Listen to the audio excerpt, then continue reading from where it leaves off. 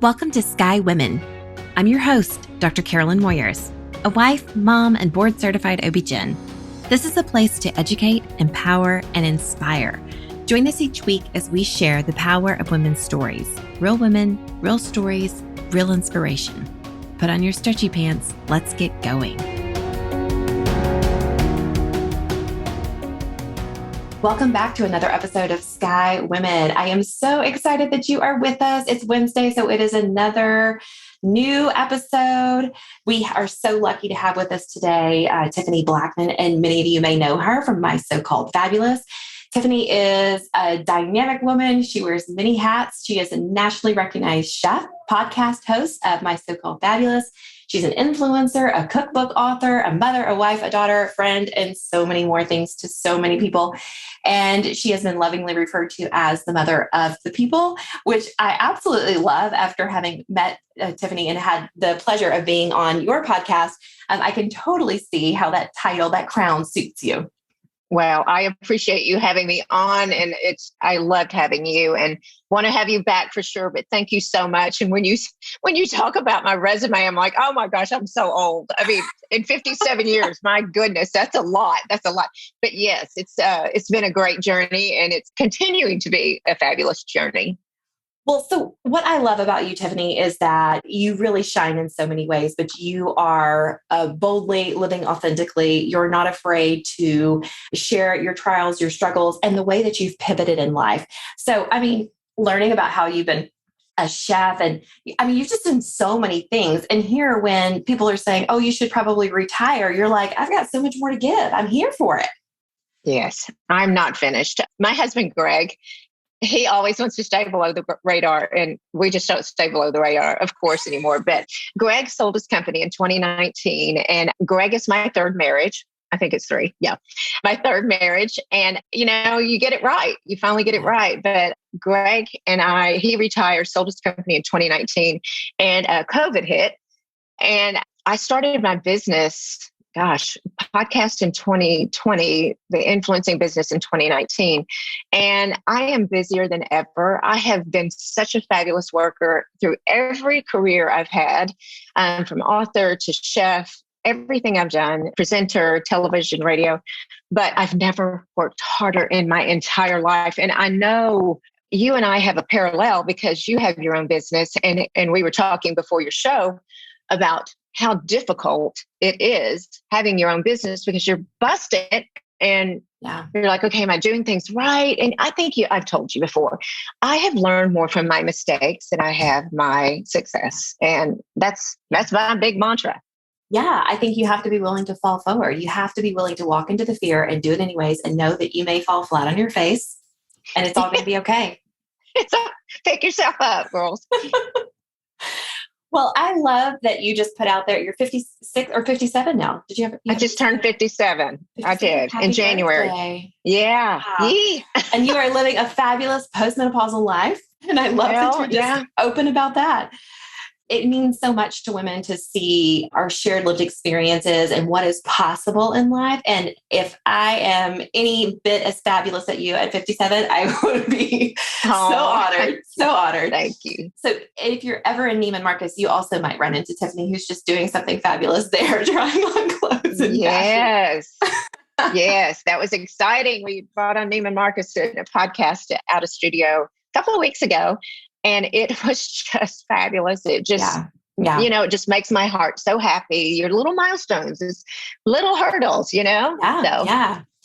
So as you have pivoted throughout your life and you reflect back, one of the things that I saw that we had kind of parallel is that we each had a starter marriage. Yeah. So a gimme. So let's talk about that a little bit, because I know that you've learned a lot through your experiences, and you definitely hit the jackpot this time around, right? Just with a healthy, happy marriage, partnership. I actually love the term partner instead of husband, because I feel like it really is a partnership. It truly is. And I want a partner in crime. I don't want a boss. No, not at all. And I agree with you. I feel like married for the right reason this time. I don't know if, do you want me to go through my, Sure, my resume? I'm happy to. Yeah. I mean, as much as you want to share, I think that it helps. Yes, it does. And I want to help so many young women and men and men. I say women and people, we empower women. We've been doing that the entire month, but I want to help. And forgive me, I get a bit emotional about this because I have a 22-year-old daughter, but you make sure that you're not marrying because the clock's ticking. Make sure that you're not marrying because everyone around you is getting married. Don't just fall into that. I've dated someone for 4 years. I mean, you kind of know. I think after the first year. Maybe that's just me. But yes, I was in college and met a man. And I grew up in the time, and I said this recently with the gals from Chic of every age. One of the women that Kathy Williams and I were talking about, we were talking about when we went to college, I think it was almost like we're going to get our MRS degree, which is BS. It makes me nauseous to think about that.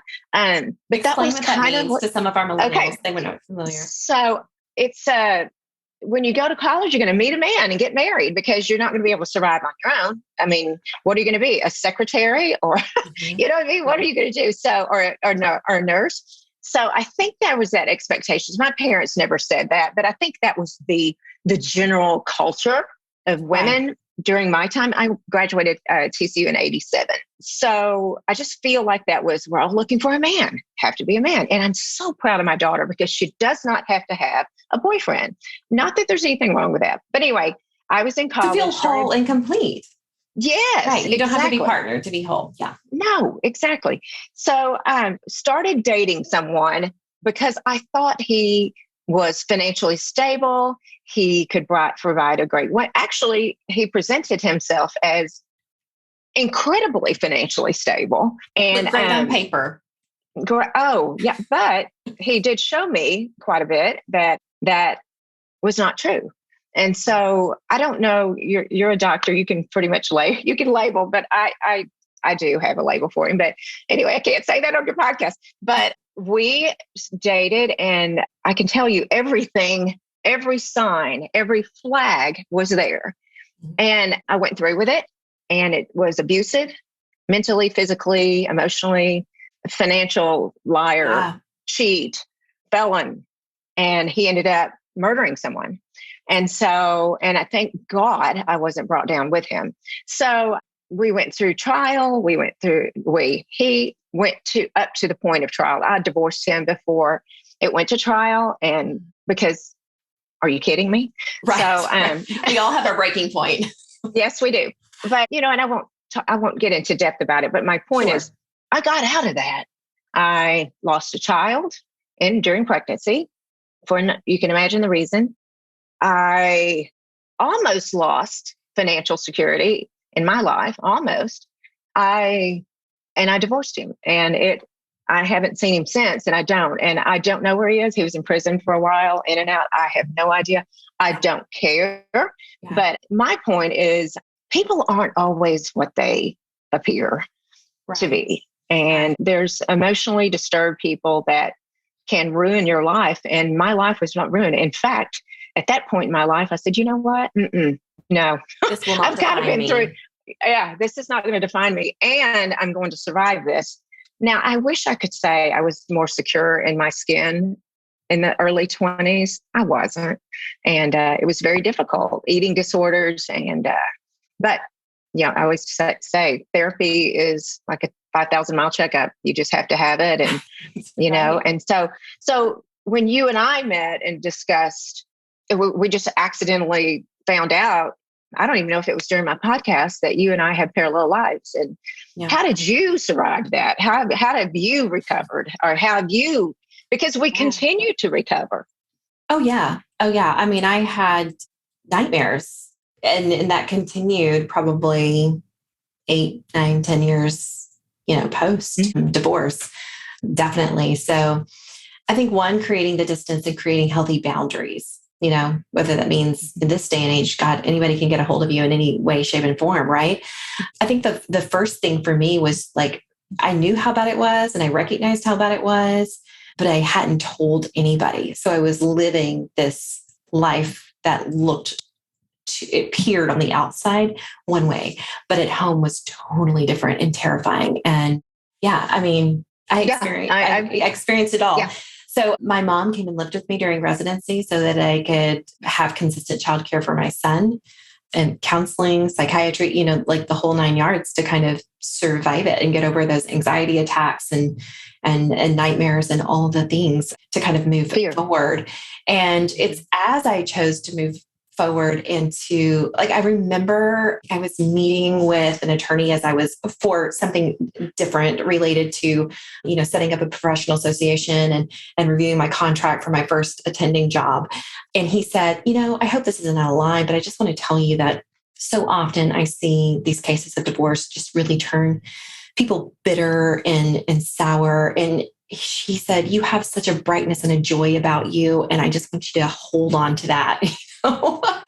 And in that moment, I just thought, damn straight, I am not going to let this steal my joy and my trust in myself, right? Because that's what I was missing. I didn't trust myself in those moments. I lived up to the obligation that I thought, this is what you do next. We dated for 7 years, regardless of the emotional abuse that, escalated through the relationship after marriage. And so, yeah, I think honoring yourself first is so key. So key. And I'm so proud of my firsthand experiences with my daughter. So proud of her. Oh my gosh. Just, put yourself first and yourself is key, and knowing the signs, and especially in a day and age when it's tough. You're meeting through social media, and we certainly didn't have that back then, but just so proud of these young women I've had on my show that just like, what happened? Where did we do the right thing? You and I'm older than you, but where did we go right in training our children and teaching our children to do the right thing and take care of themselves? Right? Right. So that they feel so much more empowered. Because I know that my mom and her mom were very disempowered women. And so owning my empowerment empowered my little sister, who's 7 years younger than me. And like seeing her go through dating and then deciding to get married. And that was so affirming to see that just by me taking that leap of faith, like walking in fear that I can stand on my own 2 feet and I can survive this divorce and my child will be okay despite this divorce.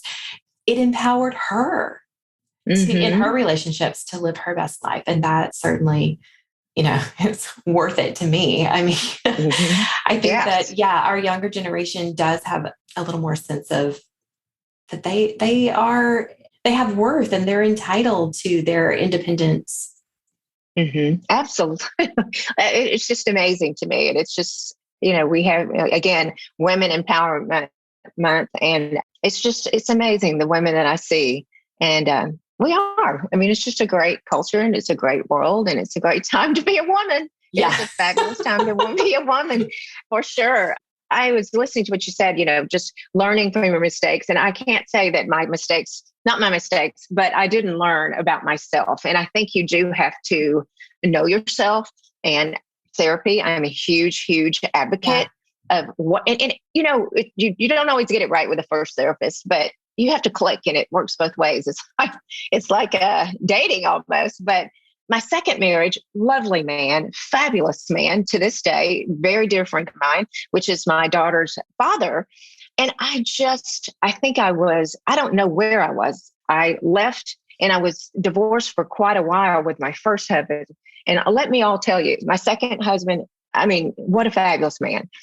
But I wasn't ready. I was not ready. I hadn't taken care of my mind and my heart and my soul before you jumped into the next relationship. Yeah. But yes. And yes. But you know what? I am so happy I had that marriage. I feel horrible that I wasn't ready, and I don't want to say the word fail, but we moved on. Yeah. But I had the most fabulous young woman. I had a baby girl, and what she's taught me, she's parenting me now. It's just amazing that works. But I think you and I were talking about not all marriages are created equal. Right. And although you can be the best of friends and, and her dad and I were just good friends but sometimes that's not enough, especially when you're broken. And I was broken from the first one. Now that's a lot of excuses here, people. I mean, I'm saying, I'm not going to say that's the only thing I did wrong, but just had a beautiful daughter and we co-parented for years and years and years. Like I said, she's almost 23 now, but and I was single for a very long time after that. And I said, I don't know if you ever said this. I said, I'm never doing it again. I will never do this again. I'm going to tell y'all, Pete, never say never, but I will never do this again. And hop along 10 years in advance, move forward. And I was all about my career. And that's where someone asked me the other day on a podcast, each one of these things that you've done, oh my gosh, like chef, author, all these different things, and fitness instructor, blah, blah, blah. I hadn't found my pad yet. I hadn't found it. And knowing yourself and loving yourself is the best news, because it's almost like when I started loving myself, I met Greg. And wow, I remember telling Greg, I said, I've had 2 marriages before. The first one, he murdered someone. Isn't it great? And I was waiting for him to get up and leave, because I've had to get up. Men get up and leave. Yeah. And they're like, that's too much baggage for me. I'm out. Exactly. And you know what he said? He goes, well, I can top that. Okay. So anyway, I can top that. What would you like to order? So, he didn't give a rat's tail what my history was. Yeah. He was ready to take it on, and my daughter and my family. And it was a blessing. And but I honestly say now, if something happened to Greg, it would not be us getting a divorce. I can tell you that, but it would. I don't know if I'd do it again. You know what I mean? That's where I am in my life. How about you? You're happily married. So because it's been so good this time around? Oh, so fabulous. Like you can't top it? I can't top this. I can't top it. I got it. Okay. Blackmon. We have our issues. Remember you said post-menopause. Yeah. I mean, so it's a work in progress. It is a work in progress. Yes. But yes, we nailed it. Yeah. I think the Lord looked at Greg and I, because Greg is on his 4th marriage now, and he says none of them was his fault. So I think he and I both say, I think the Lord said, let's just give them a break. And these are 2 fabulous people. And, it's just great. I can't tell you. He's a big cheerleader. I mean, here he is. He's retired and he's ready to travel the world. Well, COVID took care of that, but travel the world. And he just every day, you know how this is. You and I were talking before the show. Yeah. I just want to go, I quit. I can't. Yeah. I mean, the roller coaster ride of entrepreneurship. But do you wake up every morning excited about what you're doing? Like feel like there's a purpose and mission? Yeah, me too. Okay. You asked me, what about me? I'm happily married. Yes. But it was definitely a self-discovery journey. And so I went on my first international trip all alone. Good. Met some friends, and I went to Israel, and I was in a shrine praying. And, I still was in that place of I wanted a partner. I wanted to, because I felt like that was the thing. That was what was missing in my life. And I just, in that stillness and quiet, just felt this inner voice say, you have to love yourself first. That's awesome. So that was kind of the beginning of my journey of I am enough as I am. And let's figure this out. Where do I go? What do I want to do? And of course that was, had a lot of bumps along the road with child custody and, figuring out where I could actually take a job after residency. And it's interesting how things just happen as they should, because I went back to near my hometown to a rural health commitment and felt like I went kicking and screaming because I was a city girl now. I had lived. Wow. I really loved, the everything about the city. And I thought I was a city girl forever. And so I went back to this rural community, and I mean, it was wonderful. It was a place of healing for me, for my son, for family. Like it was just good. And I thought, I'm never going to meet anybody here, but I traveled like no other by myself. I mean, tropical island, here I come. Wow. Oh my gosh. That's so wonderful. Great advice. Yeah. I mean, it was good. Take myself for a massage, etc. I mean, just really just loved on myself and got comfortable being with myself, right? Because how many times do we buffer trying to avoid the feelings and the loneliness, right? Mm-hmm. Giving myself that time and space to really heal was key. And that's when I dated a little bit and felt like I was getting the runaround, and decided that weekend, instead of flying to see this guy who I felt like I was getting the runaround from, I just said, screw it. I'm going to go to Austin for the weekend. And I ran into a friend who said, I've got a guy you need to meet. And I thought, okay, sure.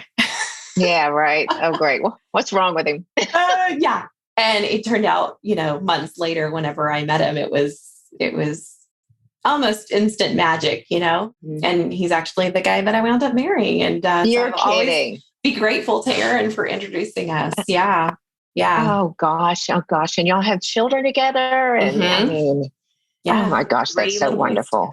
Mm-hmm. Oh my gosh. Look at that. That's a love story, and that's a story of success for sure. Well, I think it's important for young girls, like especially women in general, when you're going through a divorce and what you feel like is utter failure and sadness and loneliness and all of those feelings that we have around divorce, to know that you're not alone, and to know that there is light at the end of the tunnel, that there may be a better, brighter life on the other side that this experience has prepared you for, right? But you have to do the work. Nobody's going to do the work for you. No, you do have to do the work. And the work is, I think I posted every night. I post a good night, and then I do my good morning on my stories on Instagram. And last night I got a lot of engagement off of, what self-care is. And it's not necessarily to go away to a spa for the weekend, but it may be getting 8 hours of sleep, or it may be getting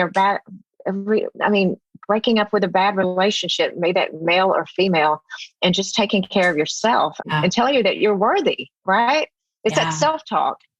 And I did a podcast a few weeks ago, and we were talking about self-talk, because I don't think my self-talk has been very positive in my 57 years, but I'm learning to catch myself, for sure, because our littles are watching. They're listening. Of course, you know that. I mean, they're listening and watching. And so try to be that advocate for positive thinking and positive self-reflection. So, it's a process, though. It's say I don't do it.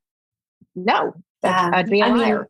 I think it's micro habits, like really that you may not be able to do it all at once, right? But just catching yourself, I think, is a daily practice, because I think the majority of our internal monologue is negative, but we get to choose which of those opinions we're going to hang on to, right? That's right. It's absolutely right.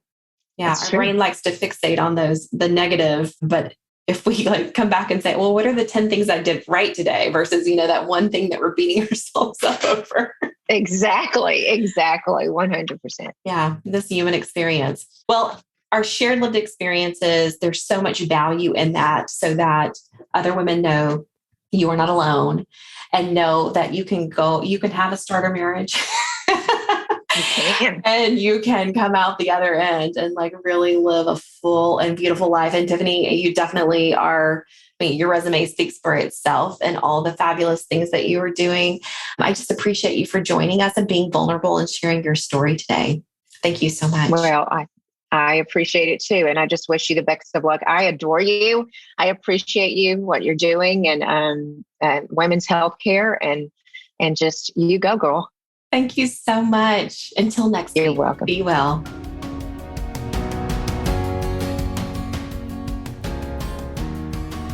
All right, Sky community, thank you for listening to another episode. This episode was sponsored by Sky Women's Health. As a reminder, we're in the Dallas-Fort Worth area, and we help relieve back pain and pelvic pain in pregnancy and beyond. If you are pregnant and having pain and you feel like you have no reliable way to relieve it, look us up at skywomenshealth.com, request an appointment, and we'll call to get you scheduled. As a board-certified OB-GYN, With a neuromusculoskeletal medicine fellowship, I help you realign with hands-on drug-free treatment and relieve pain on the spot without medication. We'll help you maintain these results through your pregnancy and postpartum period. Every pregnant person deserves this, and we are so excited to serve you. You can find us on our website, as mentioned, or on social at Sky Women's Health, or you can call the office at 817-915-9803. That's it for today. Until next week, be well.